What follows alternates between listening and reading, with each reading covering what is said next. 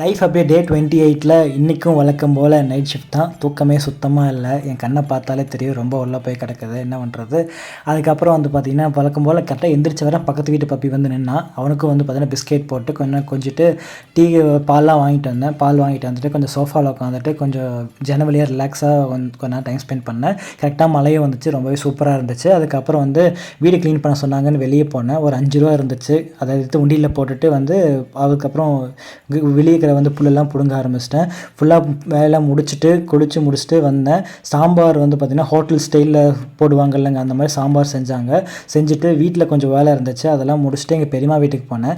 அங்கேயும் போயிட்டு இலையில சாப்பாடு சாப்பிட்டோம். இன்றைக்கி ரொம்ப சூப்பராக இருந்துச்சு. அண்ட் இவர் தான் எங்கள் மாமா. அந்த பொசிஷன் உட்காந்துருக்கல பாருங்களேன், அப்படியே ராஜா பகரூத் மாதிரி உட்காந்துருக்காரு. அதுக்கப்புறம் கொஞ்சம் நேரம் ஃபன் பண்ணிவிட்டு நாங்கள் வந்து எங்கள் அண்ணனும் வந்து கொஞ்சம் அவன் பங்குக்கு ஃபன் பண்ணால் ஆட்டுக்கு வந்து தலையை கொடுக்குறேன் அப்படின்ட்டு எப்படி கொடுத்துருக்கான் பாருங்களேன்.